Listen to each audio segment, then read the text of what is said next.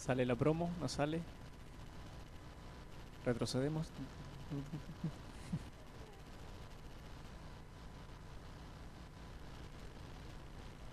Bien, la escuela del desierto. Y el tema que nos toca hoy es la dependencia. ¿Qué es la dependencia? Bueno, lo busqué en el diccionario y dice que es una situación en la que alguien o un sujeto no puede valerse por sí mismo. ¿Qué quiere decir esto? Solo no puede, que necesita de algo o de alguien para poder sobrellevar esa situación. ¿Qué tiene que ver eso con nosotros? Bueno, fácil, ¿qué es lo que hacemos día a día? Nos levantamos, nos vamos a trabajar, nos vamos a estudiar, tomamos diferentes decisiones, hacemos un montón de cosas, así día a día, desde que nacemos hasta ahora. Situaciones que afrontamos. Y a veces salimos bien parados y otras veces no tanto y otras veces todo mal. Y esto es porque a veces nosotros en la gran mayoría de las veces queremos hacerlo solo nosotros. Jesús mismo nos dijo, separados de mí nada podéis hacer. ¿Por qué nos dijo esto? Porque quiere que aprendamos a depender de Él. Él nos dijo, en el mundo tendrán problemas, vas a tener aflicciones, pero confía, yo he vencido al mundo. Ahí está todo. Aprender a depender de Dios, sabiendo que Él ya nos da toda la ayuda. Él nos invita a eso, a depender de Él. Me invita a mí y te invita a vos. ¿Qué es lo que vamos a responder?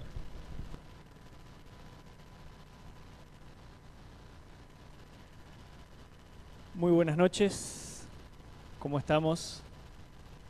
Tengo algunos saluditos para mandar a algunos amigos que están sintonizando la transmisión por internet. De paso ayer contamos el testimonio de César, ¿se acuerdan? Bueno, cuando terminó allí el sermón, César junto con su esposa Janina, enseguida mandaron un mensaje allí, un WhatsApp, diciendo que se habían emocionados y que se sintieron muy fortalecidos, ¿no?, al escuchar su propio testimonio, ¿no? Así que saludos para César y para Janina, allí en la ciudad de San Lorenzo, Santa Fe. Tenemos también a una persona que personalmente no conozco, ¿sí?, pero es la hermana de un profe, ¿sí?, maestro allí en la escuela, y ella es Vanessa, que durante todas estas noches Vanessa ha estado siguiendo la transmisión por internet. Así que, Vanessa, un saludo, que Dios te bendiga y que el mensaje de hoy también pueda llegar a tu corazón. Tenemos también a Hugo y a Sonia desde Uruguay, ¿sí? Son los papás de Nancy Krum. De paso, Hugo, es pastor jubilado, fue quien me bautizó. Así que si no están de acuerdo con algún tema, reclámenle a él. Él es responsable, ¿no?, allí de cualquier cosa. Así que Hugo, desde Uruguay, un fuerte abrazo y un saludo. Y tenemos también desde Paraná a la familia Suárez Sartore, ¿sí? Adrián Suárez, el jefe de familia, junto con su esposa, sus hermanas, toda la familia allí sintonizando también la transmisión por internet. El pastor me pedía también que oremos por Nahuel, y lo mencionamos también para que lo podamos tener presente en nuestras oraciones. Nahuel, de 24 años, este sábado se bautiza, así que esperamos que esta decisión se pueda confirmar y que el enemigo no ponga ninguna traba en el camino, ¿no?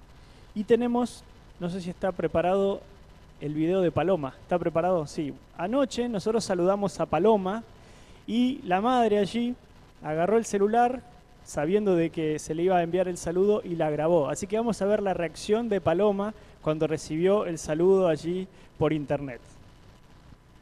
Quiero saludar también, lástima que es medio difícil ponchar una foto, pero lo tengo a Paloma, ¿sí? A full con los cantos allí de la Semana de Oración. Paloma tiene 4 añitos solamente. Y desde frente de la pantalla allí y estaba cantando los cantos de esta Semana de Oración. Así que, Palomita, saludamos, si es que está mirando allí el programa, que pueda también disfrutar de este momento. Gracias a los chicos. Mirá. Bueno, muy bien, allí estaba Palomita, ¿no? De paso el padre me dijo, Cabezón me dice, tiene 5 años. con lo que me ha costado criarla, me dice. Vos ya me sacaste un año, dice. Bueno, 5 años Paloma, cumple 6 años ahora en el mes de marzo. Saludito también para ella y bueno, muy lindo ver cómo los niños también comparten el mensaje de la palabra de Dios. Quiero comenzar el tema de esta noche hablando acerca de un hombre llamado Jean O'Neill. Jean O'Neill, el 31 de octubre del año 2008, pasó por una experiencia que marcó su vida para siempre, ¿sí? Un piloto de 65 años de edad, estaba piloteando su propio aeronave, ¿sí? Pequeño allí, salía de Escocia con rumbo a Inglaterra. Y cuando estaba promediando el viaje, iban unos minutos ya de vuelo, unos 40 minutos aproximadamente, él empieza a percibir de a poquito que su vista se empieza a nublar. Y lo que él después declara, ¿no?, que había sufrido un derrame cerebral parcial. Así que imagínense la desesperación allí en el aire, volando, ¿sí?, en medio allí del cielo, y no podía ver prácticamente nada. Empieza a tantear allí los controles y enseguida toma la radio y se comunica con la torre de control pidiendo un SOS. Bueno, la torre de control decide enviar a alguien en su ayuda, ¿sí?, el teniente coronel Paul Gerard. ¿Qué hace Paul Gerard? Agarra un avión, alcanza el avión de O'Neill y empieza a volar prácticamente muy cerca, ¿no?, a unos 50, 100 metros de distancia. Y desde su propio avión empieza a darle indicaciones a O'Neill acerca de cómo él tenía que manejar su avión. Imagínense la desesperación. Entonces, allí, de hecho hay una grabación en internet, ¿no? Ahí en YouTube se encuentra la grabación, está en inglés, cuando Gerard le da las indicaciones a O'Neill, ¿no?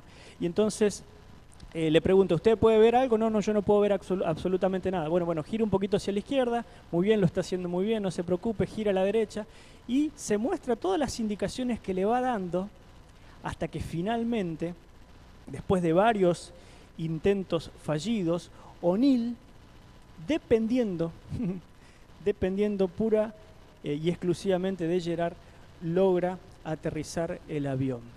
Y lo que ha sido catalogado como un aterrizaje perfecto, sobre todo dadas las circunstancias, ¿sí? Lógicamente O'Neill después fue trasladado al hospital y él agradece a la Fuerza Aérea por haber enviado a Gerard y porque Gerard también haya arriesgado su propia vida para salvar la vida de él. No sé si aquí en esta noche habrá algún piloto, es muy difícil, ¿sí?, puede que lo haya, pero tal vez a nosotros nunca nos pase eso, ¿no?, de estar en el medio del aire piloteando un avión y que de repente se nos produzca un derrame cerebral. Pero sí hay una realidad, y es que todos estamos volando, ¿sí?, en esta vida. Todos estamos en este vuelo que hemos emprendido desde el momento en que nacimos. Y en el momento menos esperado, de la noche a la mañana, se pueden suceder esos, hablando en sentido figurado, esos derrames cerebrales, por así decirlo, esas cuestiones, esas situaciones en la vida que de la noche a la mañana pueden cambiar el plan de vuelo. Vos a lo mejor venías con una meta, venías con un interés, venías con una dirección bien definida y de la noche a la mañana pasa algo que cambia, ¿sí?, el sentido y cambia la perspectiva del vuelo de tu vida. Y algunas de las cosas las hemos mencionado durante esta semana, ¿sí? De repente un diagnóstico médico adverso, ¿sí?, que te hace cambiar las expectativas y te hace cambiar las prioridades de tu vida. Puede ser de repente una separación, puede ser de repente la pérdida de un ser querido. Y prácticamente nosotros por allí podemos llegar a sentir como cristianos que estamos volando a ciegas, que estamos inmersos en el medio de esta vida, de este mundo, y parece como que nadie se preocupa de nosotros. Y volar a ciegas significa no saber si vamos a ser capaces de aterrizar, y dónde y cuándo vamos a aterrizar. Muchas veces nosotros podemos llegar a sentir esa misma situación en nuestra vida. Ahora, yo pensaba un poquito en esta historia, ¿no? Y allí focalicé 3 actitudes que nosotros podemos llegar a tener en el vuelo de nuestra vida, ¿no? Y 3 actitudes que podría haber llegado a tener O'Neill cuando le sucedió esta situación. Él podría haber caído en desesperación, ¿sí? Imagínense allí en el medio del aire, no viendo absolutamente nada, y caer en un estado de desesperación tal que no sabía qué hacer y bueno, se iba a terminar estrellando, ¿no? Podría haber caído en un estado de resignación también. Decir, bueno, ya está, ya no se puede hacer más nada. No, ya el médico me dijo que ya está todo perdido, ya no se puede hacer más nada. No, ya esta relación ya no la puedo levantar más, no la puedo llevar más adelante, ya está, ya no hay más nada para hacer. Porque son las actitudes que nosotros mismos tenemos frente a las situaciones difíciles. O a veces también podemos caer en un estado de confusión. Yo pienso de repente me imagino si en el cielo O'Neill, aparte de escuchar la voz de Gerard que le decía, anda para la izquierda, anda para la derecha, subí un poquito, bajó un poquito, imagino si en esa radio hubieran aparecido más de una voz que daba indicaciones. Lo hubiesen confundido. Y es muchas veces también lo que a nosotros nos pasa cuando llegan estos golpes en nuestra vida. En nuestra cabina, en nuestra mente, empiezan a llegar voces de todos lados. Uno te dice hace una cosa, otro te dice hace otra cosa. Uno te dice operate, otro dice no te operes. No, atendete con aquel médico. No, aquel médico no es bueno. Y así. Y nosotros podemos también caer en un estado de confusión. Por eso es que el tema de esta noche se titula El desierto de la dependencia. Y creo que de todas las materias que como cristianos tenemos que aprender y tenemos que rendir, la dependencia, ¿sí? Que como decía allí el video, es sentirse que nosotros ya no podemos hacer absolutamente nada y que estamos a merced de lo que otro pueda llegar a hacer por nosotros. Y nosotros como cristianos sabemos que ese otro es Dios. La dependencia es vital en la vida del cristiano. Un cristiano no puede ser cristiano si no es dependiente. O sea, cristianismo y dependencia van de la mano. No existe cristianismo sin dependencia. Y así lo demostró Jesús cuando estuvo aquí en esta tierra. Es por eso que vamos a abrir nuestras Biblias en el libro de Primero de Reyes, en el capítulo número 17.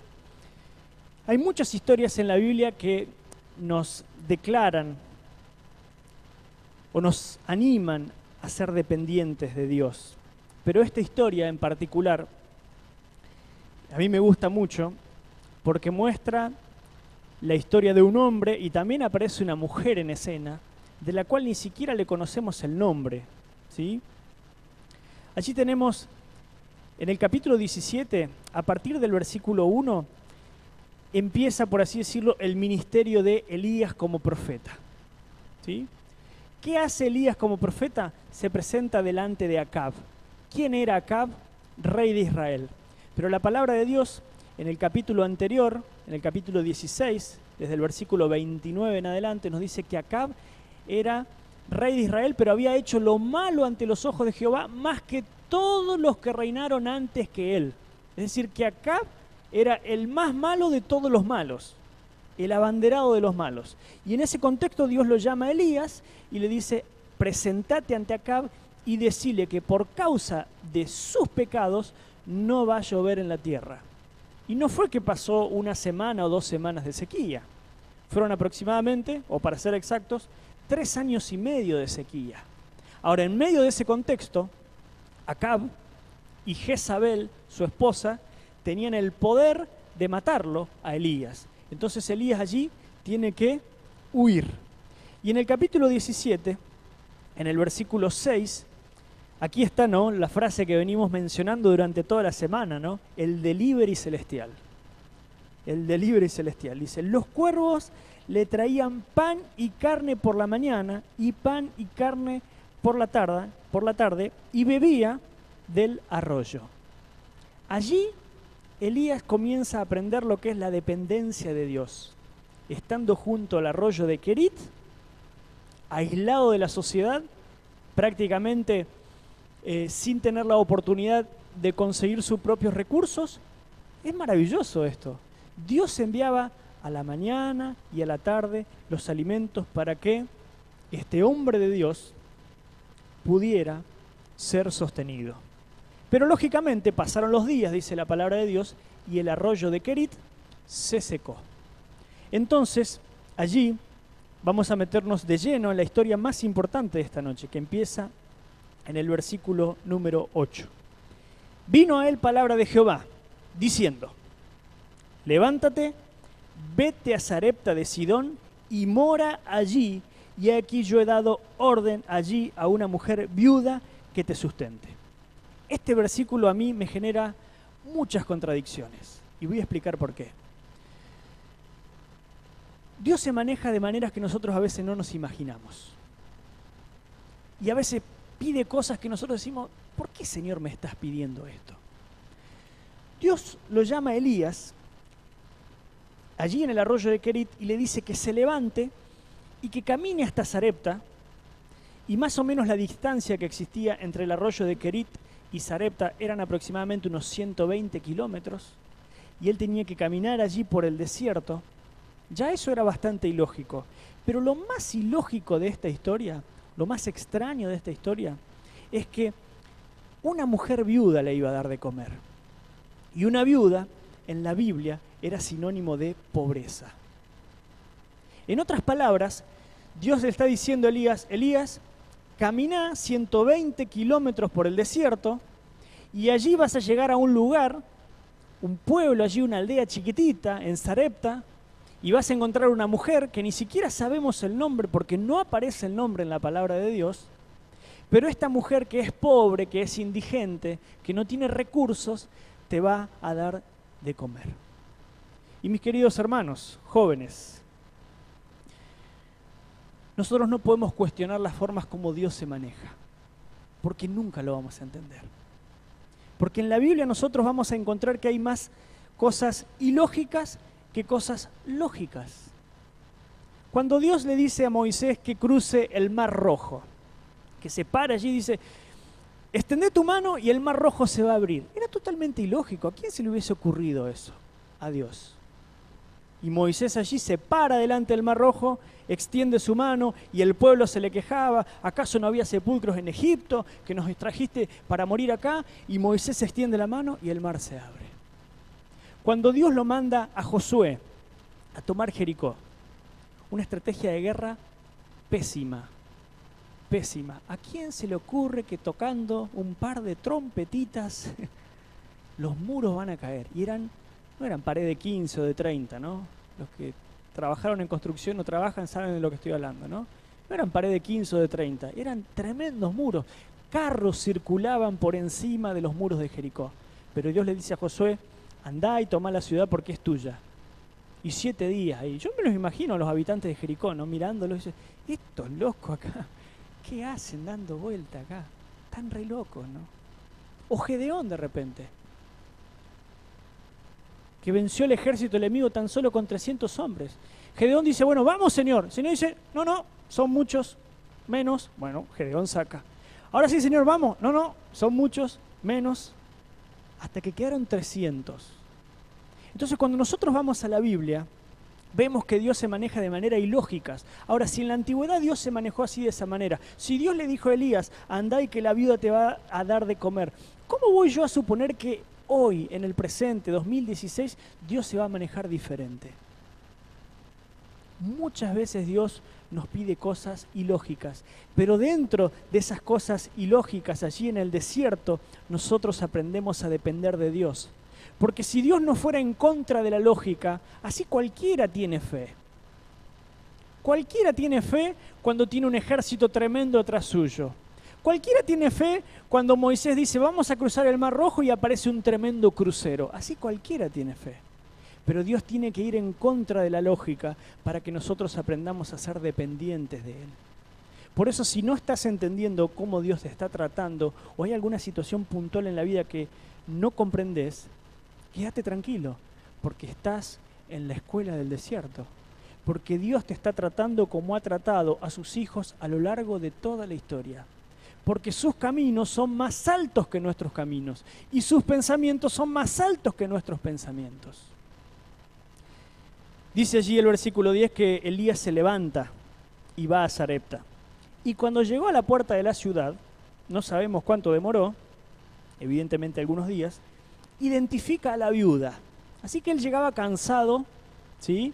Llegaba todo lleno de tierra allí, se sienta a la puerta de allí del pueblo de Sarepta y le dice, te ruego que me traigas un poco de agua.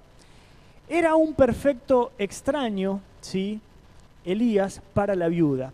Pero bueno, forastero, habrá pensado la viuda, pobre muchacho, viene caminando ahí, todo lleno de tierra, le vamos a dar un poquito de agua. Pero dice que mientras ella va a buscar el agua, él la vuelve a llamar y el versículo 11 dice, ya que traes agua, y tráete algo para comer también. Te ruego que me traigas un bocado de pan en tu mano. Y allí viene la reacción de la viuda. Y miren lo que ella dice, versículo 12. Y ella respondió, vive Jehová tu Dios, que no tengo pan cocido. Solamente un puñado de harina tengo en la tinaja y un poco de aceite en una vasija. Y ahora recogía 2 leños para entrar y prepararlo para mí y para mi hijo, para que lo comamos y nos dejemos morir. Este versículo describe a la perfección una persona que ha caído en depresión, una depresión profunda. Una depresión tal que ni siquiera, miren lo que les voy a decir, una madre que ni siquiera el amor de un hijo es capaz de sostenerla en la situación más difícil. Elías, yo no tengo para comer. Es más, ya estoy entregada. Voy a preparar esto poquito que tengo, vamos a comer un par de días y ya está, mi amigo, ya está. Y cualquiera podría haberle dicho, pero escúchame, ¿y tu hijo? Ya está, vamos a comer y nos vamos a dejar morir.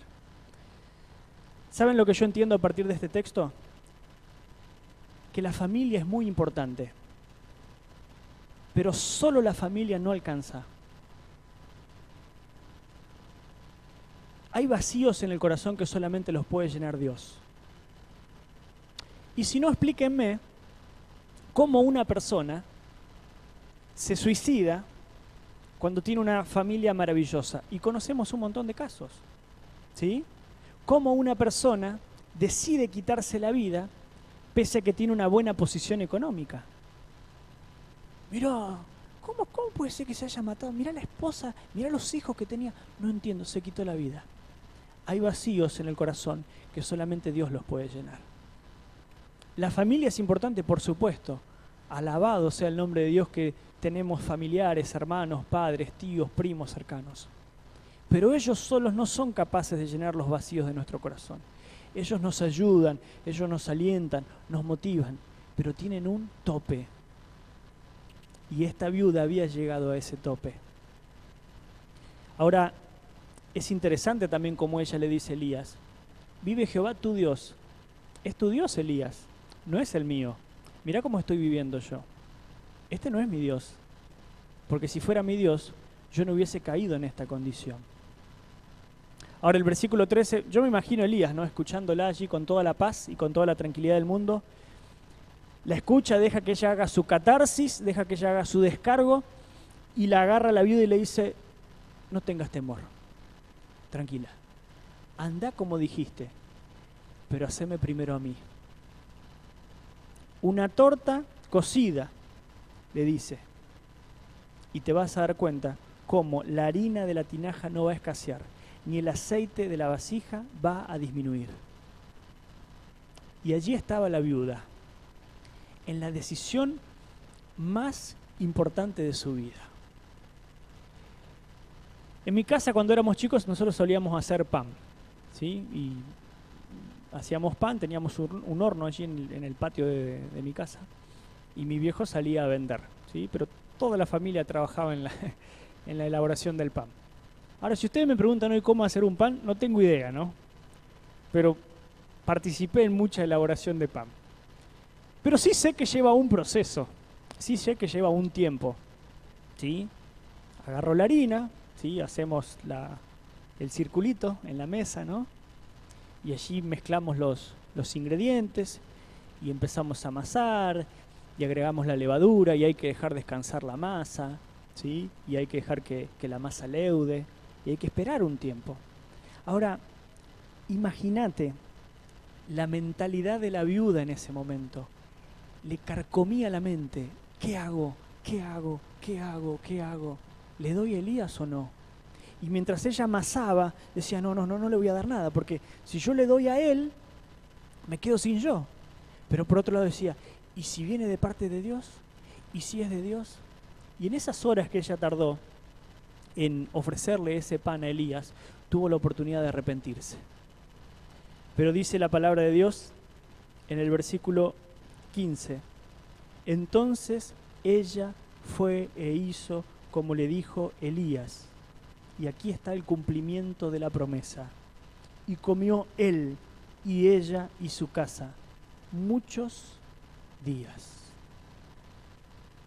En el desierto de la dependencia, Dios nos llama para que nosotros dependamos de Él, pero somos nosotros los que decidimos si queremos depender de Él o no. Elías decidió depender de Dios allí en el arroyo de Querit, esperando la comida de los cuervos. Después decide depender de Dios yéndose a Sarepta para que una viuda lo alimente. Y la viuda decide depender de Dios frente a esta situación de pobreza extrema. Ahora, la historia no termina allí, porque dice que aparentemente era todo alegría y felicidad. Y esto es lo bueno de la dependencia, que la dependencia tiene que ser constante, ¿no?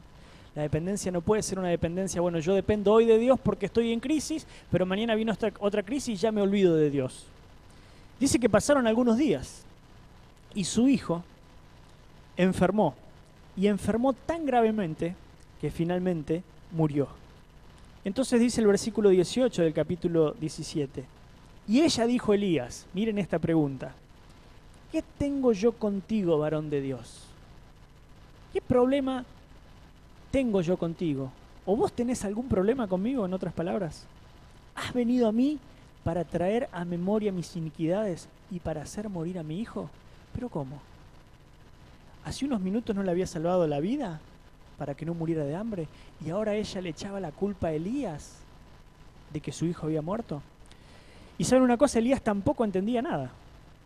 Porque Elías, dice allí el texto, que le dice, dame acá tu hijo. Y se lo lleva al aposento alto y empieza a orar. Y le pregunta Elías a Dios, ¿aún a la viuda en cuya casa estoy hospedado has afligido, haciéndole morir su hijo? Señor, no entiendo. Me hiciste caminar 120 kilómetros por el desierto. Estoy acá dándole una ayuda a esta viuda y ahora me doy cuenta que esta viuda pierde el ser más importante que tiene en su vida. Y empieza a orar y a tenderse sobre el niño. Y después de 3 veces de haberse tendido sobre el niño, dice que Dios hace volver a la vida a este niño. Él baja del aposento alto, se lo entrega a la viuda, y en el versículo 24 ella dice lo siguiente, entonces la mujer dijo a Elías, ahora conozco que tú eres varón de Dios.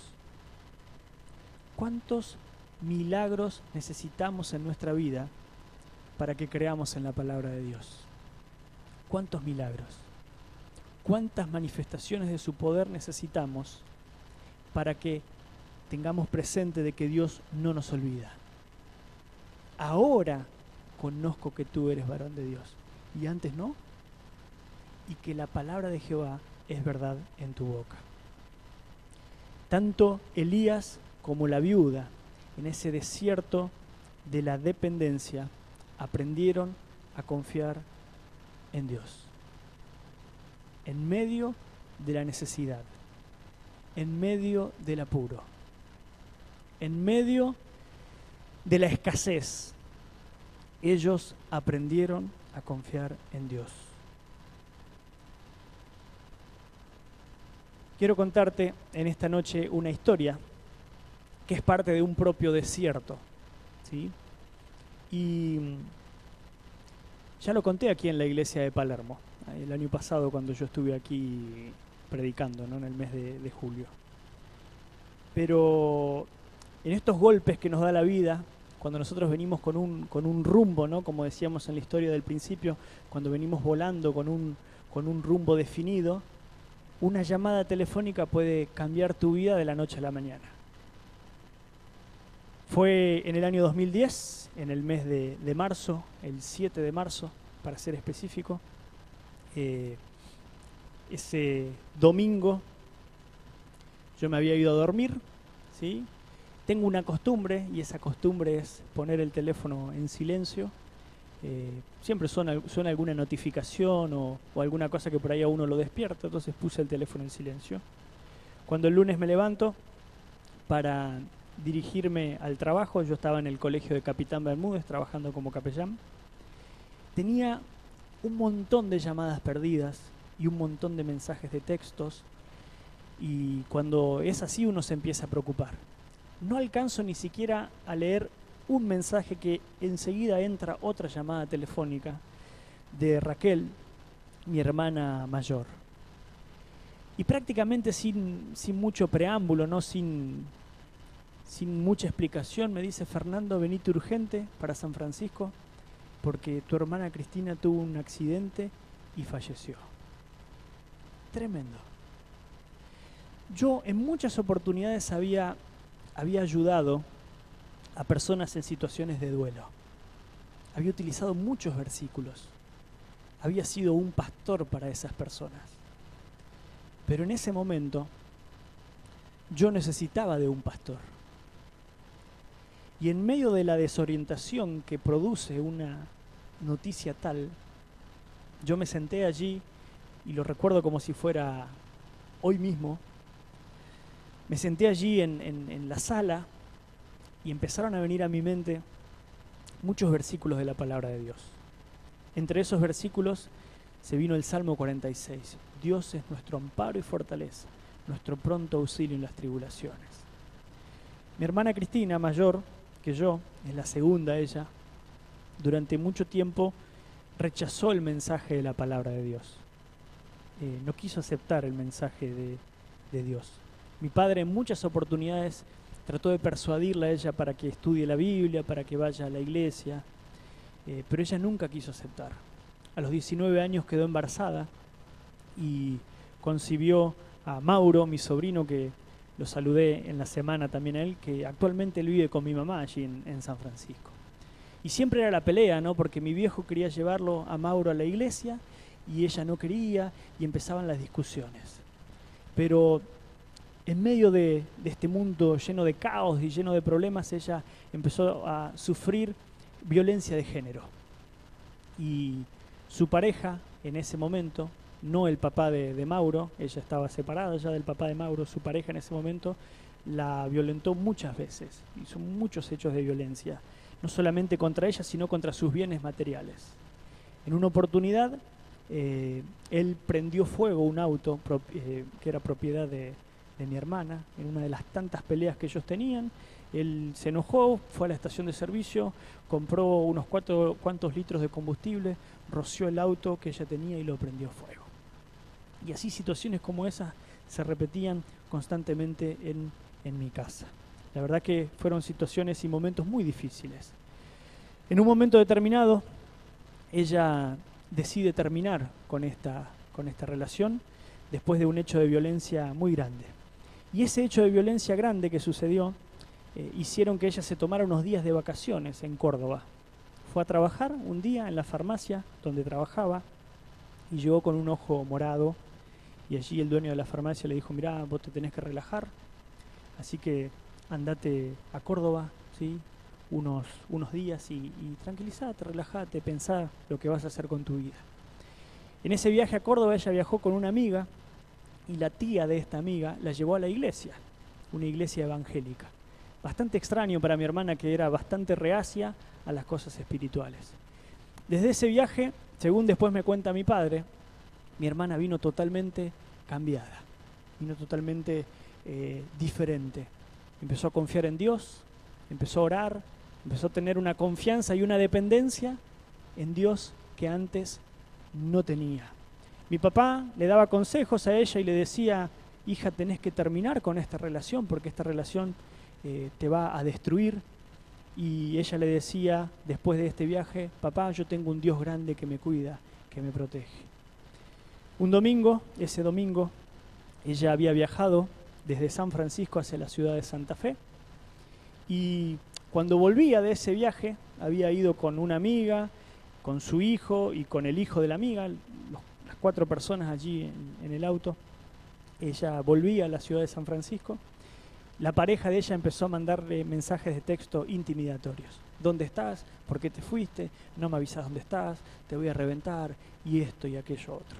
Entonces ella deja a mi sobrino en casa de mi mamá y decide ir a encontrarse con esta persona para ir a terminar con la relación, ¿sí? Este domingo eran más o menos las 7 de la tarde cuando ella deja a mi sobrino allí en casa de mi mamá. De ahí en adelante nosotros prácticamente no sabemos qué fue lo que pasó, porque ella se encuentra con él con el propósito o con el objetivo, por así decirlo, de terminar con la relación, de acabar con la relación, pero las horas se empiezan a pasar y ella no volvía a buscar a Mauro. A las 11 de la noche mi mamá la llama por teléfono a su casa diciéndole: Cristina, ¿vas a venir a buscar a Mauro? Mirás que mañana tiene que ir a la escuela, no vengas tarde. Sí, mamá, un ratito más y ya voy. 11:30 de la noche, mi mamá vuelve a llamar por teléfono y Cristina ya no respondía a las llamadas telefónicas. La casa de mi mamá está cerca donde vivía mi hermana Cristina, así que mi mamá agarra la bicicleta y se va a la casa de Cristina. El auto, otro auto, no el que le había quemado a esta persona, ya no lo tenía, ya no estaba ahí estacionado en la vereda, las luces apagadas de la casa. Mi mamá se empieza a preocupar, empieza a llamar por teléfono al celular y Cristina no respondía. Un par de horas después, la policía la localiza a mi mamá diciéndole que ella había tenido el accidente junto con él, ¿sí?, en el auto, y había fallecido. Lo curioso es de este accidente, hubieron 4 autos involucrados. El único deceso, lamentablemente, fue el de mi hermana.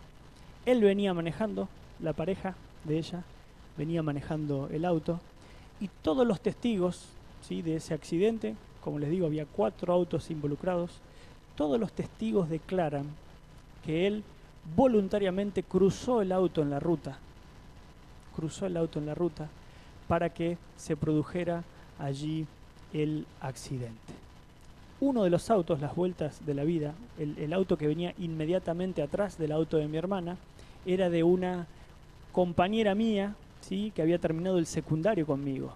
Cuando otra de mis hermanas se entera que esto había pasado así, de esa manera, mi hermana va y la visita y le empieza a preguntar detalles del accidente, y allí ella le declara eso: nosotros veníamos en la ruta manejando y de repente vimos esta maniobra que él hizo y no entendíamos por qué estaba haciendo esto, cruzó el auto en la ruta y bueno, el auto que venía de frente impacta de lleno del lado del acompañante donde estaba allí mi hermana.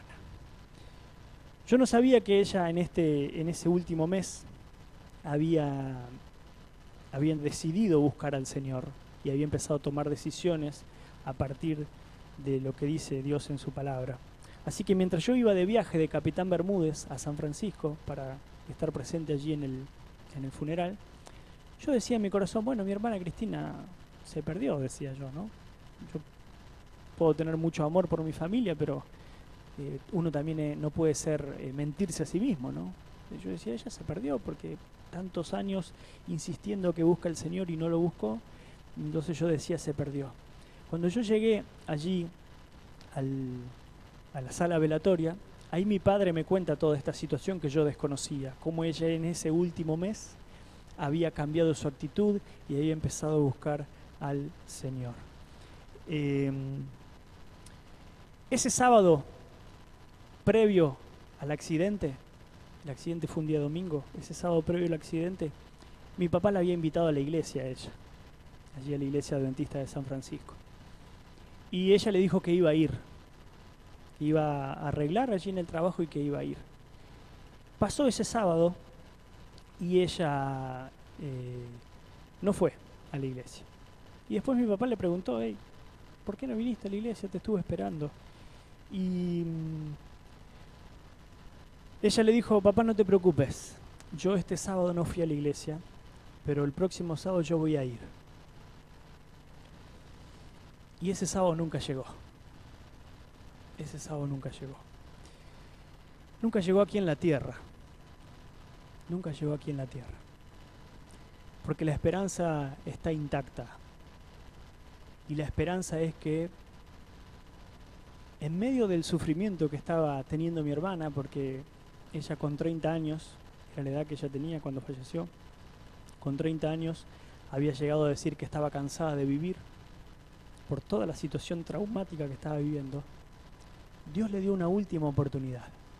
Una última oportunidad. Y ella la aprovechó. Ella la aprovechó. Desde ese momento, desde ese día, particularmente para mí la segunda venida de Cristo tiene otro significado. Tiene otro significado.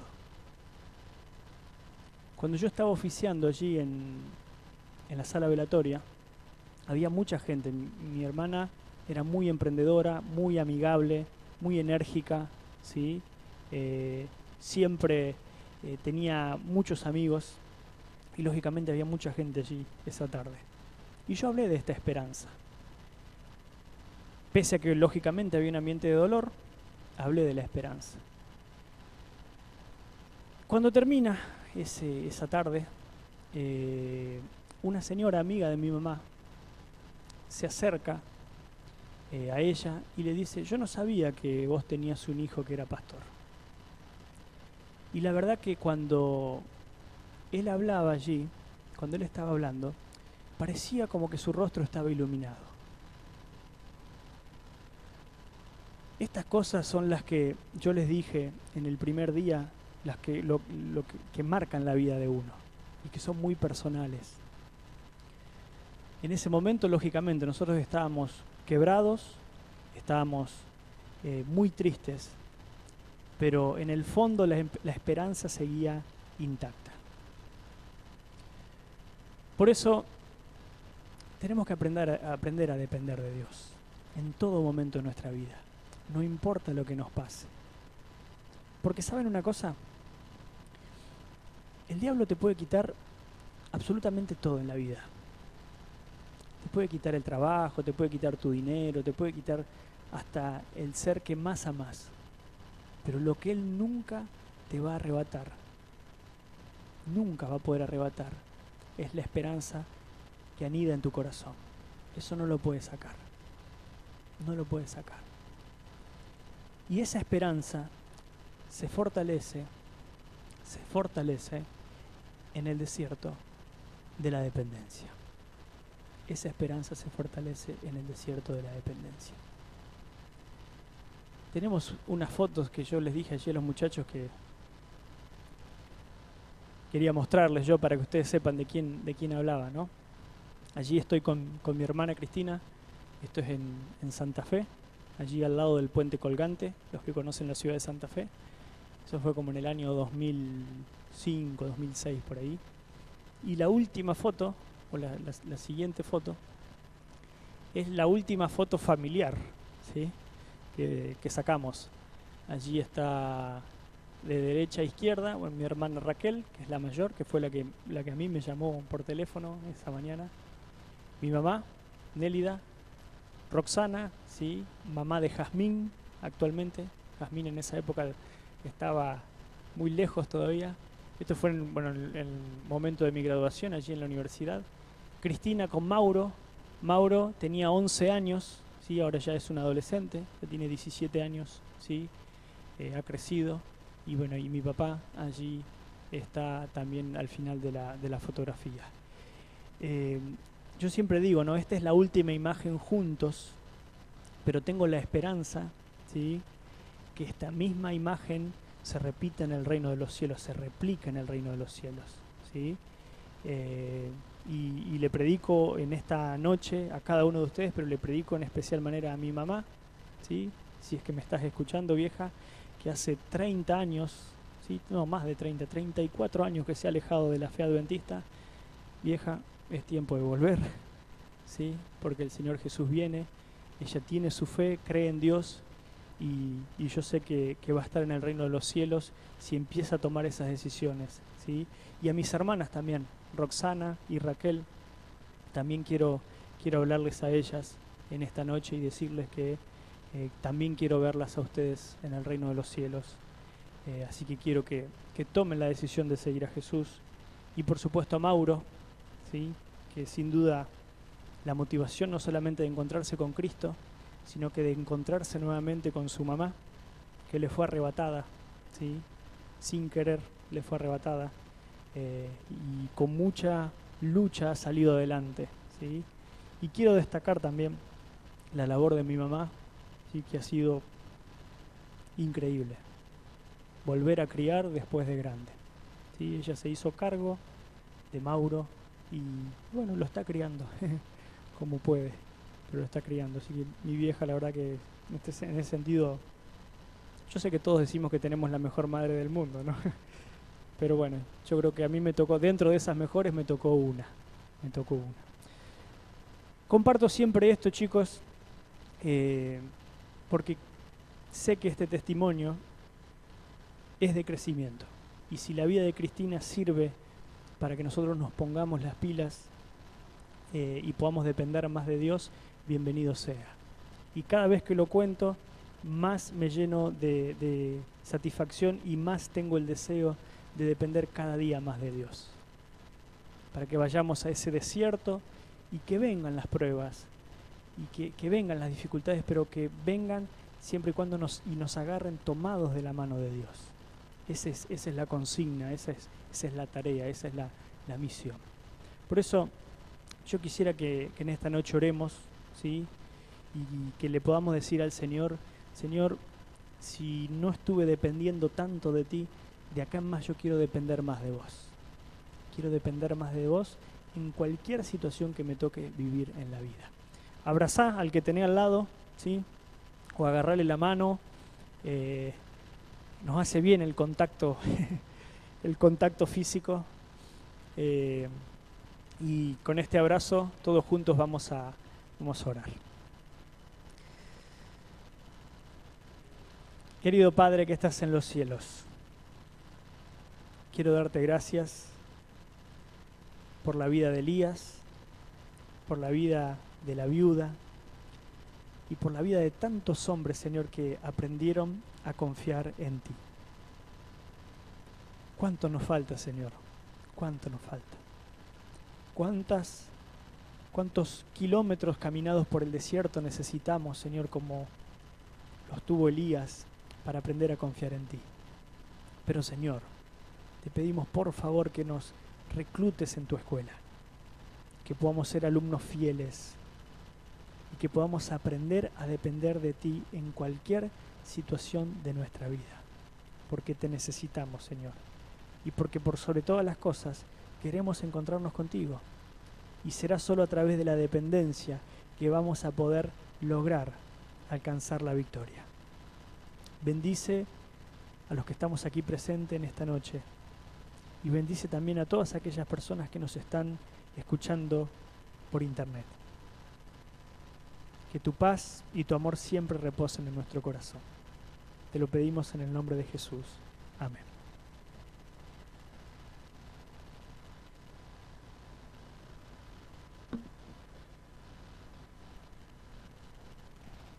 Fernando. Está bien, está bien. Impresionante el testimonio, nada que decir, ¿sí? Me gustaría que nos fuéramos a casa, ¿sí? Con esto en mente, de que realmente, como dijo, ¿no es cierto, Fernando?, que la historia de Cristina, ¿sí?, sea para que nosotros podamos cada día aprender a depender más de Dios. Igual no queremos dejar de retratar este momento, ¿sí?, porque es la selfie. ¿Y cuál noche es? La cuarta noche. Y no queremos dejar de retratar este momento para memorizarlo, ¿sí?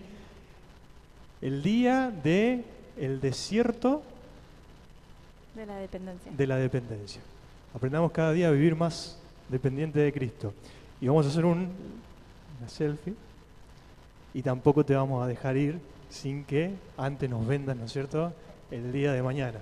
Vera, Me das permiso de seguir tu...